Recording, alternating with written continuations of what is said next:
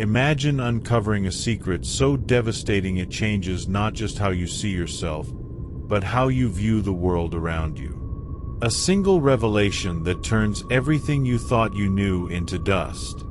For 18-year-old Stella Johnson, that moment came one quiet evening in her small bedroom, a space that had always been her sanctuary. A single truth, one her mother had kept hidden for years, set off a chain of events that would destroy her high school, shake her community, and forever alter the course of her life. Stella's journey began with a conversation she never wanted to have. Her mother, Evelyn, had sat on the edge of her bed, holding a photograph that seemed innocent enough at first glance. But what Evelyn shared that evening was anything but innocent. It was a confession. A story of pain and survival that had remained buried for nearly 2 decades. Evelyn revealed the brutal details of a night long ago when her world was ripped apart by violence. A night that left her with more than just physical scars. She spoke of fear, shame, and the weight of secrets too heavy to share. But the most devastating part was yet to come. Evelyn explained how Stella's birth had been overshadowed by a discovery. Stella had been born HIV-positive, a cruel consequence of Evelyn's trauma. Her mother had hidden this truth, thinking she was protecting her daughter from the stigma, the whispers, and the cruel judgment of society. Evelyn had shielded her from the truth for 18 years, but that evening, the truth finally broke free. Stella sat in stunned silence as the weight of her mother's words settled over her like a suffocating blanket. The world she thought she knew, the normal life she believed she had, was gone in an instant. For years, she had taken daily pills without questioning why, overheard hushed conversations between her mother and doctors, and wondered about the father she had never known. Now, it all made sense. And yet, it didn't. The betrayal cut deep. Her mother, the one person she trusted above all else, had kept something so monumental from her. Anger swirled with confusion, shame mixed with grief, and a dark resolve began to grow within Stella. In her mind, this wasn't just about the truth, it was about justice. Justice for the life she could never have. Justice for the innocence she'd been robbed of. And justice for the secrets that had left her feeling powerless. What started as a quest for clarity turned into something far darker. A scandal that would uncover not only Stella's pain but the hidden sins of those around her. But before we dive into Stella's shocking story, do me a favor. Hit that subscribe button. Because trust me, you don't want to miss the tea we're about to spill. It's hotter than the principal's office after this scandal. It started 19 years ago, on a night Evelyn Johnson would spend the rest of her life trying to forget.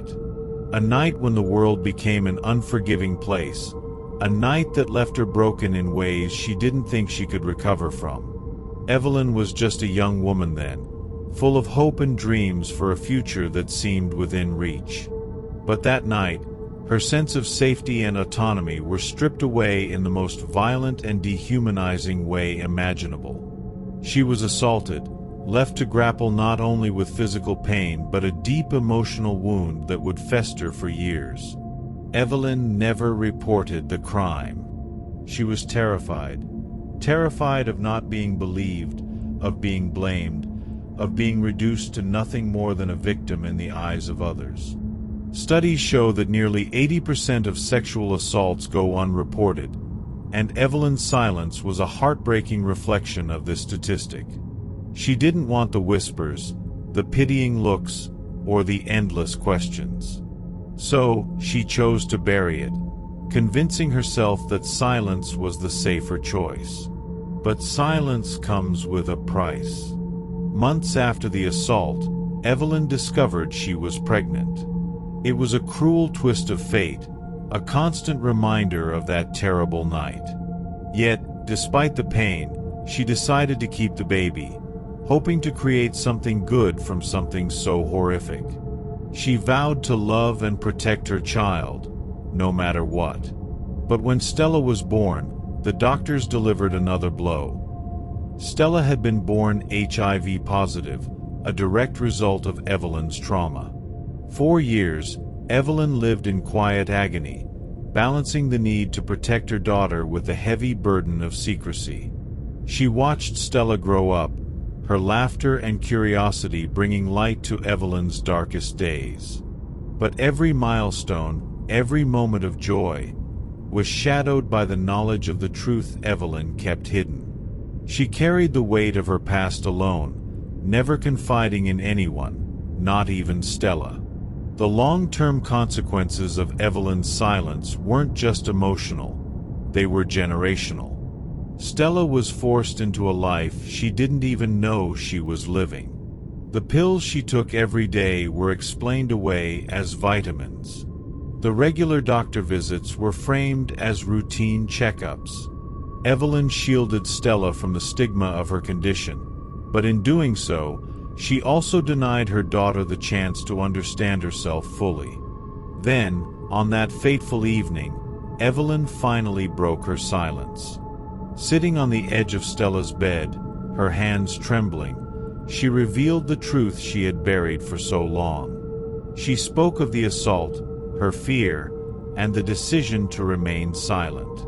And then, with tears streaming down her face, she told Stella about the virus. She explained how Stella had been born with it, how she had carried this burden alone for 18 years to protect her from the cruelty of the world. For Stella, the revelation was like a wrecking ball crashing into her life. It wasn't just the news of her HIV status, it was the betrayal. The mother she trusted completely had hidden something so integral to her identity. The person she turned to for answers had kept her in the dark. At that moment, Stella's world didn't just crumble, it shattered. The foundation of trust she had built her life upon was gone, leaving her adrift in a sea of anger, confusion, and grief. Stella felt as though her entire existence had been a lie. All those years of taking pills without question, the awkward conversations with doctors she didn't understand, the whispers she overheard but ignored, it all clicked into place. And yet, it didn't. She was furious at her mother for keeping such a monumental secret, but she also felt the sting of guilt for not having noticed the signs earlier. It was an emotional storm that left her feeling raw and exposed. But if you think this is intense, you're not alone. Quick pause. If your heart's already racing, imagine mine writing this script. Subscribe to Vic's Veil of Justice because we've only just started peeling back the layers. And trust me, you'll want to stick around for what's next. After learning the truth about her HIV status, Stella Johnson found herself slipping into a world she barely recognized. The weight of the diagnosis was more than a medical condition. It became an unspoken barrier, an invisible wall that separated her from the life she had always imagined. Friends she laughed with, boys she crushed on, and dreams she had nurtured now felt impossibly far away. She was no longer just Stella. She was Stella with a secret, and that secret felt like it had swallowed her whole. HIV stigma, as pervasive as it is cruel, painted Stella's life in shades of shame and isolation.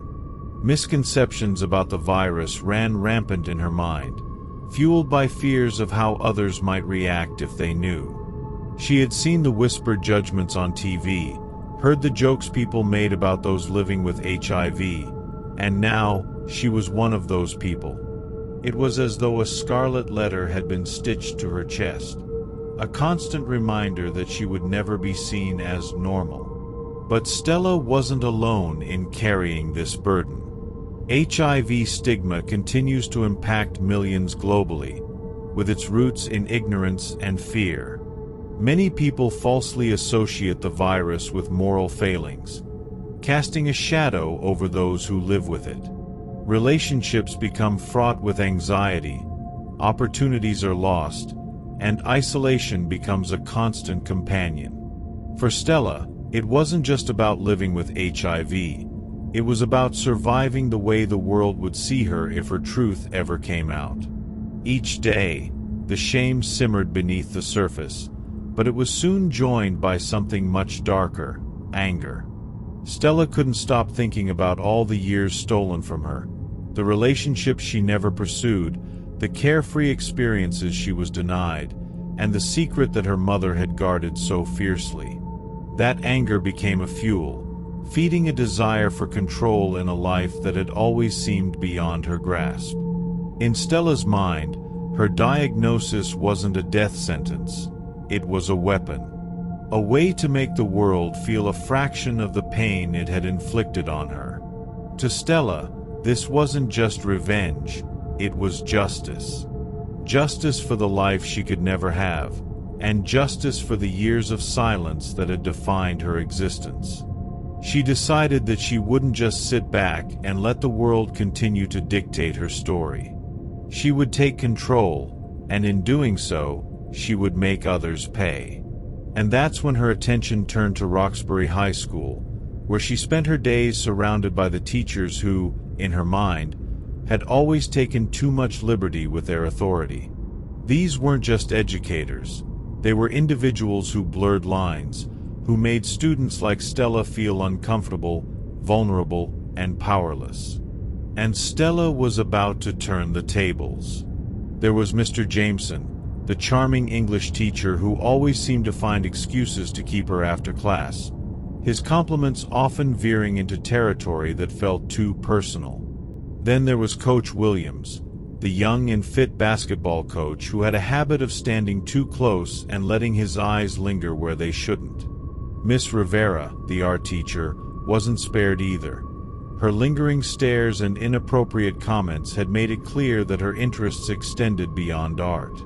Mr. Okafor, the stern history teacher, was no stranger to whispered rumors about his frustrations with his home life spilling over into questionable behavior at school. And finally, there was Principal Harris, the man who wielded power with arrogance, a subject of long-standing gossip about his interactions with students. These weren't just ordinary teachers. They were figures of authority who, in Stella's eyes, had crossed lines they had no right to. And in targeting her, Stella believed they had underestimated her resolve. This wasn't going to be just another day at Roxbury High. Not for them, and certainly not for Stella. If you're still here, you're officially hooked. And why wouldn't you be? Subscribe now. It's less risky than being a teacher at Roxbury High. Stella Johnson wasn't just angry, she was methodical. With the clarity of someone who had spent her life observing the world from the shadows, she began to craft a plan. She wasn't going to lash out in some impulsive act of rebellion. No, Stella was going to be deliberate, calculated. Her targets were the 5 teachers who, in her mind, represented the worst kind of authority figures, those who exploited their positions to overstep boundaries. And one by one, she set out to make them fall. First on her list was Mr. Jameson, the English teacher with a charming smile and wandering eyes. For years, he had complimented Stella's writing, but his comments often slipped into personal territory, praising her looks, her maturity, the way she carried herself. Stella had always felt uncomfortable under his gaze, but now she saw an opportunity. One afternoon, she stayed after class, clutching her essay like it was the most important thing in the world. "Mr. Jameson," she began softly, her voice tinged with vulnerability. "I'm really struggling with this assignment. Could you help me?" Of course, he couldn't resist. Mr. Jameson was the kind of man who thrived on feeling needed. As they worked together, Stella leaned in closer, laughed at his jokes, and let her knee brush against his. She was careful, never too obvious, but just enough to test his boundaries. When she whispered, "You're so different from the other teachers," she saw the flicker of desire in his eyes. Mr. Jameson, who should have been the model of professionalism, hesitated for a moment before crossing the line Stella had so carefully drawn. Her next target was Coach Williams, the basketball coach who prided himself on his strict professionalism. He was different from Mr. Jameson, less openly flirtatious, more disciplined. But Stella knew even the strongest walls could crumble under the right pressure. She joined the basketball team, even though she had no interest in the sport, and began crafting her approach. During practice, she wore the shortest shorts allowed, bent over unnecessarily, and made a habit of accidentally bumping into him. After weeks of planting seeds, Stella saw her opportunity one evening when the gym was nearly empty. "Coach," she said, her voice trembling just enough to sound authentic, "I'm worried I'm holding the team back. Maybe you could give me some private lessons." She placed a hand on his arm, letting it linger just a second too long. Coach Williams hesitated, torn between his professionalism and the temptation Stella dangled before him. In the end, just as with Mr. Jameson, temptation won. Miss Rivera, the art teacher, was a different kind of challenge. As the only woman on Stella's list, she required a different strategy. Stella used her artistic talent to get close to Miss Rivera, staying after school to work on projects and seeking her advice. One evening, Stella unveiled a self-portrait, a nude painting, breathtakingly realistic, that left Miss Rivera visibly flustered. "Art is about expressing yourself, right?" Stella said innocently, tilting her head. "Do you think I captured myself well?" The vulnerability in her voice masked the trap she had set. Miss Rivera tried to maintain her composure, but Stella's persistence, her touches, her compliments, drew her in until, like the others, she crossed the line. Mr. Okafor, the history teacher, seemed like the least likely target. He was stern, distant, and focused entirely on academics. But Stella overheard an argument he had with his wife over the phone, complaints about their struggling marriage, and realized where his vulnerabilities lay. She became his star student, asking thoughtful questions and staying after class to discuss history in depth. Then, one day, she gently broached the topic of his personal life, her voice soft with empathy. "You deserve to feel appreciated," she told him, stepping closer. Stella could see his defenses crumbling as she pressed her advantage, her words offering comfort while her actions led him into dangerous territory. Finally, there was Principal Harris, the man who embodied authority at Roxbury High. His power made him the most difficult target, but also the most satisfying one. Stella began pushing boundaries, minor infractions that would land her in his office. Each time, she played the role of the remorseful student, slowly building trust. Then she struck. "You're such a strong leader," she told him one afternoon, her voice low. "This school wouldn't survive without you." Stella knew how to feed his ego, how to make him feel invincible. It didn't take long for Principal Harris to lower his guard, and once he did, Stella exploited his vulnerabilities like she had with the others.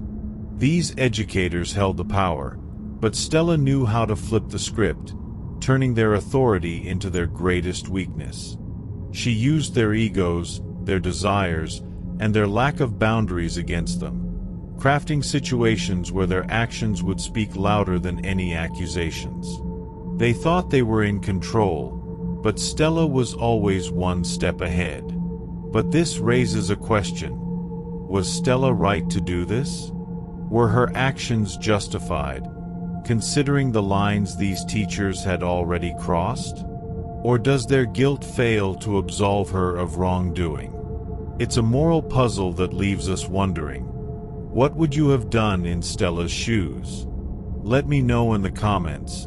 But hey, let's keep it civil, folks. By now, you've either subscribed or you're glued to your seat. Do both. It's multitasking at its finest. Stick around, because things are about to get even more intense. Stella's plan unfolded with devastating precision, but the fallout was far more chaotic than she had anticipated. One by one, the teachers who had fallen into her carefully laid traps began to unravel. Mr. Jameson, the once charming English teacher, became a shadow of himself. His bright smile was replaced with a twitchy nervousness. He avoided eye contact with students and flinched at even the most innocent interactions, constantly looking over his shoulder as if he expected the truth to leap out and expose him at any moment. Coach Williams threw himself into relentless physical workouts, pushing his body to the brink as if punishing himself for his moral failing. The once approachable mentor now barked orders at his team with a short temper and avoided the gym after hours, fearing encounters that might force him to confront what he had done. Miss Rivera, who had always been vibrant and passionate about her work, withdrew into herself. Her art classes became subdued, her enthusiasm drained. The students noticed her distant demeanor, the way she rushed through lessons without her usual creative spark. Stella could see the guilt weighing on her like a tangible burden. Mr. Okafor, the disciplined history teacher, became mechanical in his lectures. Gone were the passionate discussions of historical events. He now stuck rigidly to the textbook, avoiding any personal interactions with his students. His once commanding presence in the classroom now felt hollow, like he was merely going through the motions. Even Principal Harris, the most untouchable figure of them all, began to falter. His confident strides through the hallways became tentative. He no longer called students into his office, preferring to keep the door open at all times. The rumors that had once been whispers now became louder, and he knew it was only a matter of time before they reached the wrong ears. For weeks, Stella watched their lives crumble under the weight of their guilt and fear. She should have felt victorious, triumphant even. But instead, a gnawing unease began to grow in her chest. The power she had felt in the moment of each conquest now felt hollow, replaced by an uncomfortable awareness of the ripple effects of her actions. It all came crashing down when she overheard snippets of a conversation in the teacher's lounge. The 5 educators, now bound together by their shared secret, spoke in hushed and urgent tones. Words like test, clinic, and results floated through the air, each one cutting into Stella like a blade. Her chest tightened as the realization dawned on her. This wasn't just about guilt or ruined reputations anymore. It was about health, about lives. The virus she had carried in silence her entire life was now at the center of a storm she had unleashed. For the first time, Stella saw not just the weaknesses of these teachers, but the devastating consequences of her choices. Their partners, their families, their futures, all were at risk because of what she had done. The weight of it nearly crushed her. She rushed to the bathroom, her legs barely carrying her, and collapsed into a stall. The tears came fast and hard, her body shaking as she was consumed by the full gravity of her actions. She had wanted justice, but at what cost? The answer was too much to bear. That night, alone in her room, Stella made a decision. She couldn't keep running from the truth. Not from her diagnosis, not from the choices she had made, and not from the consequences she had set into motion. With trembling hands, She picked up her phone and dialed the principal's office. When the secretary answered, Stella's voice was shaking but resolute. "This is Stella Johnson," she said. "I need to speak with Principal Harris. It's urgent, and I think we're going to need to call the police." The hours that followed were a blur. Stella found herself sitting in Principal Harris's office, surrounded by the 5 educators she had targeted. Their faces were a mix of anger, fear, and confusion as Stella began to speak. She told them everything about her HIV status, her mother's story, and her carefully planned acts of revenge. Her voice trembled, but she forced herself to push through, sparing no detail. When she was finished, the room was silent. The enormity of what she had confessed hung in the air like a heavy fog. Finally, Principal Harris spoke, his voice low and strained. "Stella, do you understand the gravity of what you've done? The lives you've potentially ruined?" "I do," Stella whispered, tears streaming down her face. "And I'm prepared to face the consequences. That's why I called the police. I couldn't live with this anymore." Calling the police wasn't just an admission. It was a plea for redemption, a desperate attempt to reclaim her humanity. Stella knew she couldn't undo the damage she had caused, but she hoped that by telling the truth, she could at least begin to make amends.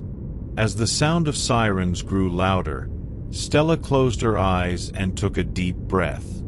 This was only the beginning of her reckoning, but it was a step she had to take. The fallout of Stella Johnson's actions was immense, but it brought to light issues that had been swept under the rug for far too long. Her story, though painful, became a lens through which we can examine deeper societal problems. Issues that are not unique to her but resonate with countless others. HIV stigma is a silent but powerful force. For Stella, her diagnosis wasn't just a medical condition. It was a barrier to relationships, opportunities, and a sense of normalcy. This stigma is rooted in ignorance and fear, perpetuated by decades of misinformation. It isolates those who live with the virus, leaving them to navigate life under the shadow of judgment. Stella's story reminds us of the importance of education and empathy in breaking down these barriers. It shows us that a diagnosis doesn't define a person, but how society reacts to it often does. The scandal at Roxbury High School also underscored the urgent need for systemic change in how schools handle teacher-student relationships. Power imbalances, like the one Stella exploited, are ripe for abuse, and schools must do more to protect students from these vulnerabilities. The lines of authority and trust should be clear and unshakable, ensuring that students feel safe and supported in their learning environments. Stella's actions exposed a failure in these systems, a failure that should never have occurred. And then there's Evelyn's story, a heartbreaking reminder of the consequences of unreported sexual violence.